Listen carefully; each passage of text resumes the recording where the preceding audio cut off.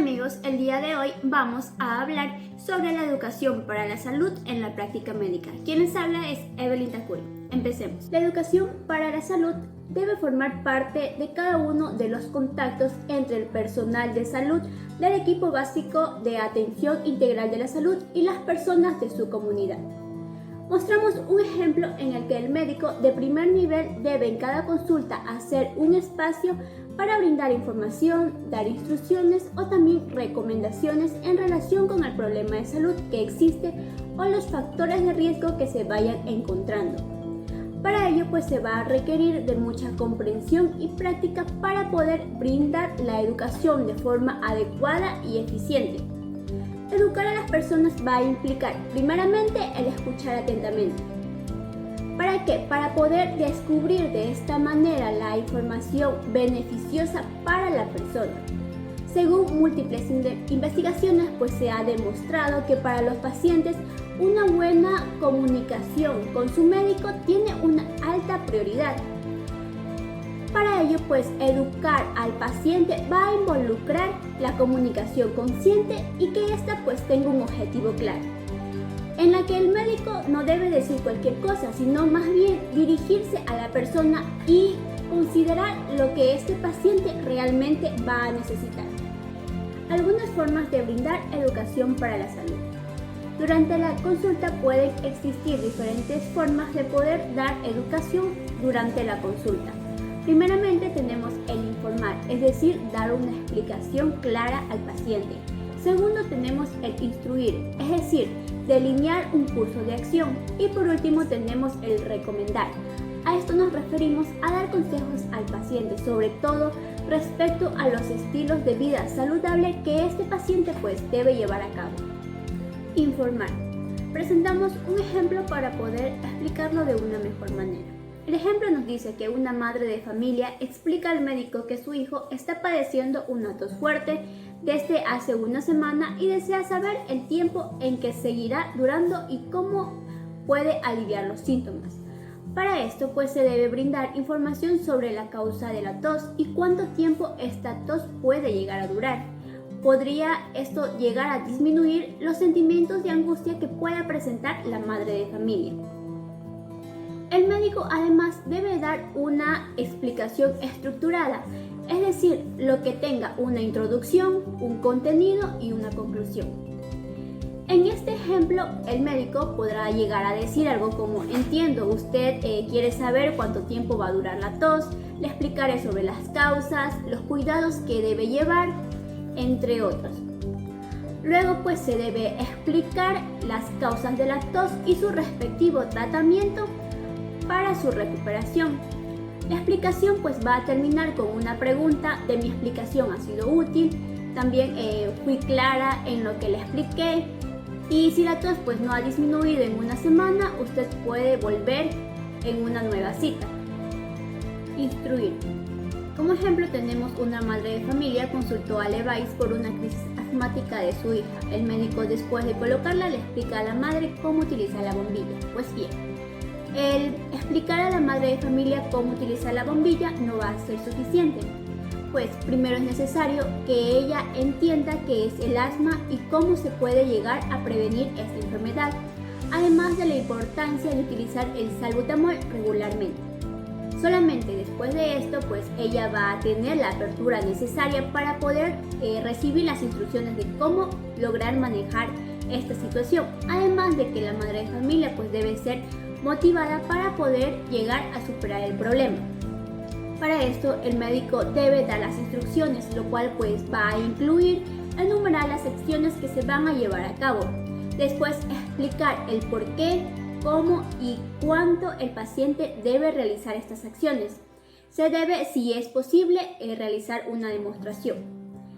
Y la persona, es decir, la madre de familia, necesita entender la instrucción, es decir, aprender. Aceptar que la nueva conducta va a ser necesaria, es decir, querer hacerlo, estar motivada. Después tenemos ser capaz de llevar a cabo lo que aprendió y por último el implementar lo que aprendió, es decir, realizar el tratamiento a su hija.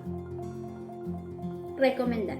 Como ejemplo tenemos una paciente femenina de 40 años, obesa, Desde su infancia su madre pues padecía diabetes mellitus y falleció por un accidente cerebrovascular.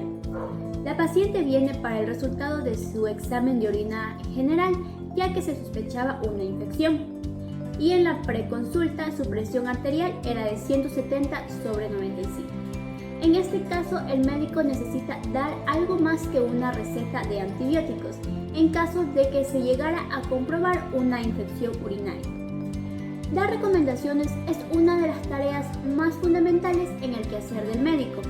Todo médico indudablemente debería hacerlo. Además, es la forma más corriente de poder brindar una educación para la salud a individuos de la práctica médica, y en muchos casos pues tiene que ver con la necesidad de llegar a influir en los estilos de vida que presente el paciente.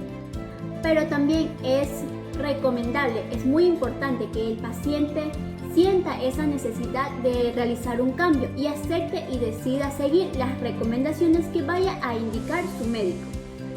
Los pacientes no solamente deben querer hacerlo, sino también estar en condiciones de hacerlo. Por esta razón es que tanto el médico como el paciente deben analizar en conjunto si existe algún impedimento para poder realizar este cambio. Etapas del proceso de la educación para la salud a nivel individual. La educación para la salud en el marco de la relación médico-paciente pasa por diferentes etapas para poder llegar a ser exitosa. En cada etapa pues van a haber aspectos por parte del médico y también por parte del paciente que pueden influir en el proceso de cambio. Estas etapas van a ser 7, las cuales son la susceptibilidad, el entendimiento, la buena voluntad, la habilidad, actividad, evaluación y por último seguimiento. Primero comenzaremos hablando sobre la susceptibilidad. A veces las personas tienen las expectativas específicas o también preguntas que los médicos pueden llegar a obviar o no se interesan por ellas. Por esta razón pues es importante en primera instancia conocer el motivo de consulta. Para esto pues van a haber algunas actividades que nos van a ayudar a facilitar este proceso, las cuales consisten en explorar bien las necesidades y expectativas del paciente, así como también afinar la naturaleza y la cantidad de información hacia las necesidades del paciente. Como segundo tenemos el entendimiento. En la segunda etapa del proceso de la educación para la salud se trata de averiguar si el paciente entiende o no lo que el médico le está explicando. Por esta razón pues no se debe gastar muchas palabras y más bien utilizar un idioma que sea conciso y entendible. Cada médico sabe por su propia experiencia que aunque un paciente llegue a ser muy inteligente, eso no implica que automáticamente pues entienda toda la explicación que se le está dando. La mayoría de las personas necesitan recibir la misma información varias veces, ya que en muchos casos pues se desconoce el tema o también no les interesa tanto. Las actividades que van a facilitar el entendimiento son el intentar saber lo que el paciente ya sabe, el dar la información en forma breve, concisa y sencilla, y el resumir los puntos claves. Como tercero tenemos a la buena voluntad. Mientras que la segunda etapa sobre entendimiento tiene énfasis en el médico general, esta etapa más bien está centrada en el paciente. La pregunta es si éste acepta la información, la recomendación o la instrucción que el médico le está dando. Si el paciente no está motivado para seguir las recomendaciones, no va a importar si fueron dadas en buena o mala forma. En esta etapa, pues, el énfasis es en dos aspectos. Primeramente, en lo que piensa el paciente sobre la explicación y segundo, en la coincidencia de la explicación con las propias opiniones del paciente o de su familia. Ahora, ¿qué nos va a ayudar a resolver esto? Son algunas actividades como por ejemplo el preguntar la opinión del paciente, el también discutir tanto las ventajas como las desventajas que se le está dando. Habilidad. En esta etapa hay que identificar cuáles son las destrezas que tiene que tener el paciente para llevar a cabo un cambio de actitud en la práctica. Además, es necesario saber cuáles son las condiciones requeridas. En esta etapa, el médico va a analizar todos los obstáculos que se pueden presentar y dar a conocer al paciente las posibles soluciones de los problemas que se pueden llegar a esperar. Para esto pues van a existir actividades que nos van a ayudar a facilitar esta etapa. que son el discutir cada uno de los problemas que se pueden encontrar cuando se implementan las recomendaciones y discutir las destrezas requeridas. Como quinto punto tenemos a la acción o actividad. En esta etapa, pues, el médico y el paciente van a formular en conjunto objetivos concretos y alcanzables y se ponen de acuerdo sobre pequeños pasos que el paciente puede realizar para seguir activamente las recomendaciones. Las actividades que nos van a ayudar a facilitar esta etapa son el sugerir objetivos concretos y alcanzables, discutir efectos y dificultades que se pueden llegar a presentar y dar conceptos para la implementación. Como sexto punto tenemos a la evaluación. En una consulta de seguimiento, el médico y el paciente deben analizar qué salió bien y qué salió mal. El médico debe motivar al paciente para poder continuar con su tratamiento. En caso de que las cosas no hayan salido como se planificó, pues se examinan las causas que llevaron a esto.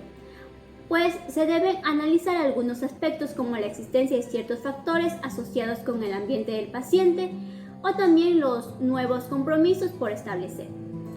Las actividades que nos van a ayudar a facilitar esta etapa son el analizar qué salió bien y qué salió mal, y el promover el autocuidado y la autorresponsabilidad del paciente. Como última etapa tenemos al seguimiento. Cada una de las 6 etapas de la educación al paciente está asociada con intervenciones específicas del médico. Pareciera que un cambio de conducta se puede lograr siguiendo los lineamientos establecidos, pero en sí, en la práctica, muchas veces no es así.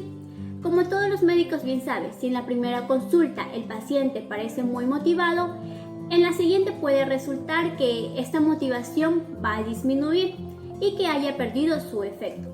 Muy frecuentemente pues se vuelve a los comportamientos anteriores durante un tiempo y hay que revisar nuevamente los aspectos que deben a considerarse en las últimas etapas del proceso. Las actividades que nos van a ayudar a facilitar esta última etapa son el revisar si hace falta alguna explicación o si existen objeciones u obstáculos que hay que discutir, y el analizar si el paciente está dispuesto y sobre todo capaz de seguir todas las recomendaciones que se ha dado el médico para que su tratamiento sea exitoso. Esto ha sido todo por hoy, amigos. Gracias por tu atención y nos vemos pronto en un próximo video.